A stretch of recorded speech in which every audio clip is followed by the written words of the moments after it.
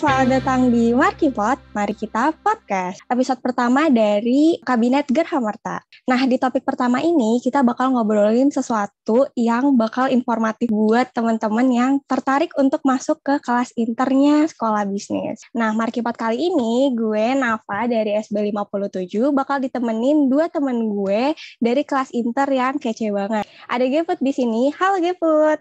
Halo Nafa, halo semuanya, kenalin nama gue Zulfa Aska dan biasa dipanggil Geput dan gue dari SB 57 kelas internasional. Oke, ada juga Gideon di sini. Halo Gideon. Halo semua, kenalin nama gue Gideon Nathanael, biasa dipanggil Gideon dari SB 57 kelas internasional. Kita langsung aja ya ke pertanyaan-pertanyaan yang sebenarnya banyak banget nih kayaknya teman-teman dari luar SB yang belum tahu gitu kan dan pengen tahu tentang kelas inter tuh kayak gimana sih. Nah, pertanyaan pertama nih yang paling basic banget dan awal banget nih ya sebagai pembuka, gue pengen nanya gimana sih caranya masuk kelas internasional di IPB? Apa sama kayak kelas reguler atau kayak gimana tuh? Oke, jelas pastinya beda ya sama kelas reguler. Jadi masuk kelas inter itu ada dua gelombang. Yang pertama itu gelombang 1, intake 1, dan sama gelombang 2 yaitu ikut ujian mandiri di IPB yang namanya UTMBK. Oke, kalau dulu Geput sama Gideon masuknya lewat jalur apa? Nah, jadi kita tuh masuknya di gelombang 1, di intake 1. Masuknya nggak ada tes yang gelombang 1. Nah, kita itu dulu upload rapot, nilai rapot, habis itu ada upload English Proficiency Certificate juga, sama sertifikat-sertifikat yang tambahan gitu. Nah, kalau kita kan jurusan bisnis ya, sekolah bisnis. Nah, kalau jurusan-jurusan lain nih, ada apa aja sih yang ada kelas internasionalnya di IPB? Jadi di IPB itu ada selain bisnis itu pertama ada FKH, Fakultas Kedokteran Hewan, ada TIN, Teknologi Industri Pertanian, ITP, Ilmu Teknologi Pangan, dan juga ada ITK, Ilmu Teknologi Kelautan. Oh iya, di kelas inter itu ada orang bulenya gitu nggak sih? Kalau di angkatan kita nih, di bisnis ya, khususnya di bisnis itu kebetulan semuanya lokal. Tapi kalau WNA pun masih bisa daftar kok. Nah, tapi kalau dari yang kita lihat nih pas PPKU, yang ada WNA, warga negeri asing itu kebanyakan di FKH. Di FKH itu banyak orang Malaysia di sana. Nah, tapi kalau di kelas inter, nanti WNA sama WNI itu digabung, jadi satu kelas. Nah, sekarang gue pengen ngomongin tentang akademiknya sendiri nih. Kalau di tahun pertama di IPB itu kan ada yang namanya PPKU, di mana mahasiswa tahun pertama itu belajarnya kita digabung. Nah, kalau PPKU di kelas internasional itu kayak gimana sih kalau boleh tahu? Jadi di kelas inter, PPKU-nya itu tentunya dipisah ya sama reguler. Di PPKU IPB nih tahun pertama, mahasiswa kan dibagi jadi dua klaster, ada SS sama ST. Nah, SS itu kepanjangannya kalau nggak salah Science and Social, sedangkan ST itu Science and Technology. Nah, SB, Sekolah Bisnis itu masuknya ke SS, yaitu Science and Social.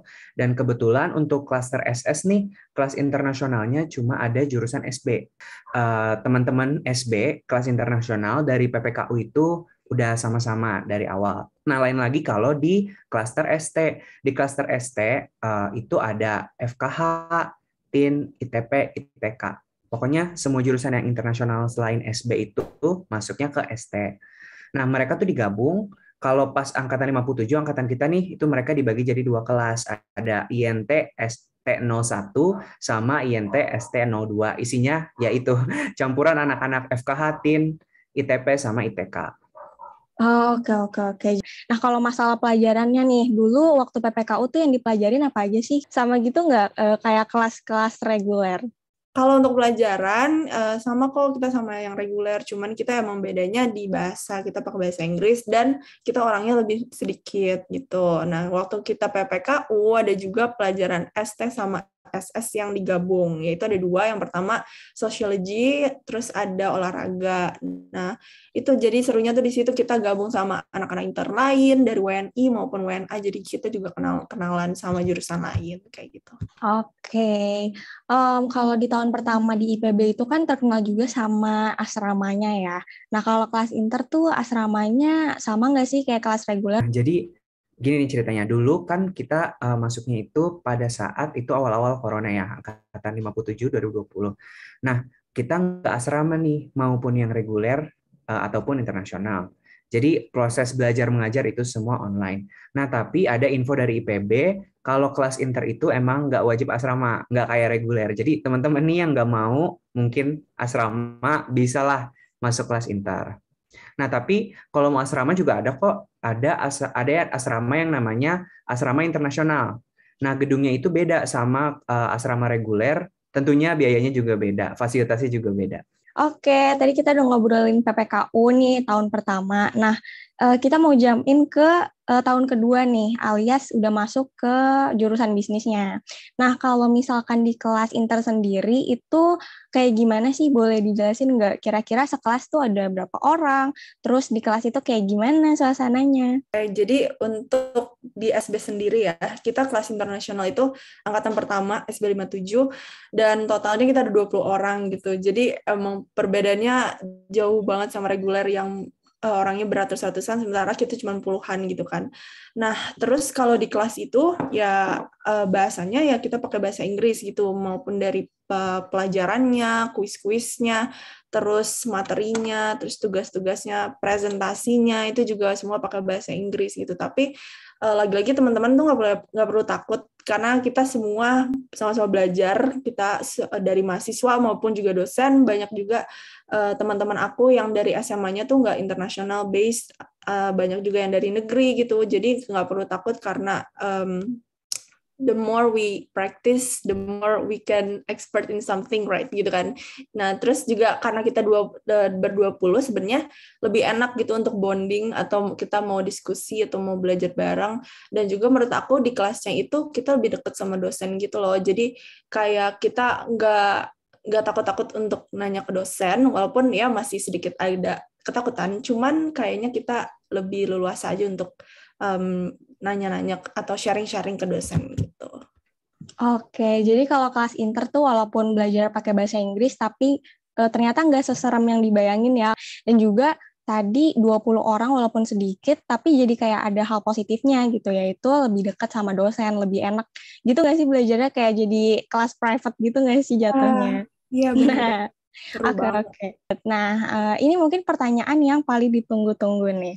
Jadi sebenarnya apa sih perbedaan paling signifikan antara kelas internasional sama kelas reguler? Teman-teman kalau masih bingung nih perbedaan apa yang paling signifikan antara kelas reguler sama internasional, itu sebenarnya terletak di bahasa pengantarnya. Tadi kan kalau Geput udah cerita nih, kalau di kelas internasional itu semuanya itu berbahasa Inggris, mulai dari dosen ngajarnya, terus dari PPT, materi, kuis, tugas, pokoknya semuanya pakai bahasa Inggris. Sedangkan kalau reguler itu pakai bahasa Indonesia. Meskipun ada PPT yang pakai bahasa Inggris. Kita juga kelas internasional nih nanti ada keluar negerinya, yaitu dalam bentuk exchange. Tapi kalau untuk kurikulum, kelas inter kayak kelas inter di kampus lain aja, kita tuh kurang lebih sama ya. Kurang lebih sama nih, tapi kan pasti struktur program kelasnya beda dong ya, inter sama reguler. Nah, kalian tuh nanti di Indonesia berapa tahun, di luar negerinya berapa tahun sih? Untuk struktur kelas internasional di SB itu ada tiga skema nih. Yang pertama itu 4+0, yang kedua itu 3,5+0,5, dan yang terakhir ada 3+1. Nah, maksudnya apa? Yang 4+0 berarti 4 tahun di Indonesia tanpa ke luar negeri. Nah, kalau yang 3,5+0,5 itu 3,5 tahun di Indonesia dan setengah tahun di luar negeri. Sedangkan yang 3+1, 3 tahun di Indonesia dan 1 tahun di luar negeri. Begitu. Oke, berarti udah kayak ada plot-plotnya gitu ya, berapa tahunnya. Nah, terus kalau boleh tahu nih, pilihan kampus buat exchange tuh apa aja sih? Kayak dikasih pilihan atau kayak udah ditetapin ini aja atau gimana tuh? Kalau dari academic guidebook yang ada di website IPB itu sebenarnya ada banyak ya kampus partner SB di luar negeri. Aku mau bacain aja. Jadi yang pertama itu ada University Science Malaysia, itu di Malaysia. Terus ada Adam Smith Business School di University of Glasgow, UK. Terus ada Maastricht School of Management di Belanda. Terus ada University of Zagreb, Croatia. Terus ada North Dakota State University di United States. Ada University Sultan Zaidan Abidin, itu di Malaysia. Terus teman-teman nih yang mau ke Jepang ada juga Tokyo University of Agriculture. Terus yang di Jerman juga ada Hochschule Bremen City, University of Applied Science, terus ada Fordham University di United States, ada University Utara Malaysia di Malaysia juga, Putra Business School itu di Malaysia juga, ada Warsaw University of Life Sciences itu di Poland, sama Kirirom Institute of Technology di Cambodia. Nah, tapi untuk exchange ini kita sebenarnya masih nunggu info lebih lanjut nih dari SB terkait kampus-kampus mana aja yang bisa kita daftar. Nah, jadi kampus-kampus yang tadi aku sebutin tadi itu adalah partner SB. Nah, semoga aja sih kampus-kampus yang tadi aku sebutin semua tuh bisa nerima exchange gitu. Oke, berarti untuk sementara nih kalau kita mengacu dari akademiknya SB itu tadi ada kurang lebih 14 universitas gitu ya di luar negeri yang nanti bisa dipilih sama teman-teman kelas inter. Nah, kalau program akademiknya sendiri yang berbau internasional ada lagi nggak sih selain yang tadi udah disebutin gitu yang ditawarin sama SB? Mahasiswa bisa ikut program internasional kayak summer course atau winter course atau conference. Jadi sedikit cerita pengalaman mungkin. Jadi kemarin tuh satu kelas anak inter kurang lebih semuanya ikutan summer course juga dan itu bisa ditransfer ke SKS. So itu nilai plusnya yang aku suka gitu. Nah kalau untuk double degree di SB saat ini masih belum ada. Tapi kita untuk kedepannya kita belum tahu. Mungkin aja nanti bakal ada berita bagus lainnya. Dan selain dari program internasional dari SB juga ada juga program-program internasional lain yang bisa kalian ikutin. Pokoknya ada macam-macam, detailnya itu kalian bisa cek Instagramnya ICO IPB. Jadi ICO itu International Collaboration Office. Nah, selain itu masih banyak pilihan. Teman-teman juga bisa ikut program Kampus Merdeka dari Kemendikbud. Kalau kalian tahu ISMA, itu juga kalian bisa ikutin. Nah, info tentang kegiatan-kegiatan yang ditawarin bisa dicek di Kampus Merdeka, kayak gitu. Oke, jadi masih banyak ya pilihan lainnya selain dari exchange tadi gitu ya. Oke, pertanyaan terakhir nih yang serius-serius gini. Kalau boleh tahu nih, biayanya tuh berapa sih? Jadi untuk biaya kelas internasional itu masuknya ada BPIF sama UKT.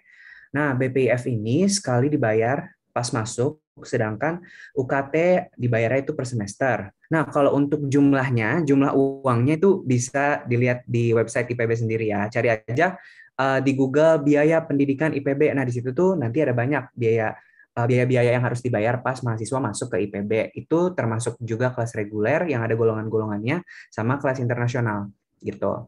Oke, jadi kalau mau ngelihat jumlah exactnya berapa tuh ya biayanya itu bisa cek aja di websitenya ya. Ini nggak mau nyebutin nih kalian berapa gitu. Nggak ya? Bisalah dicek ya, bisa dicek sendiri. Oke. Nanti teman-teman yang dengerin bisa langsung cek aja. Oke deh.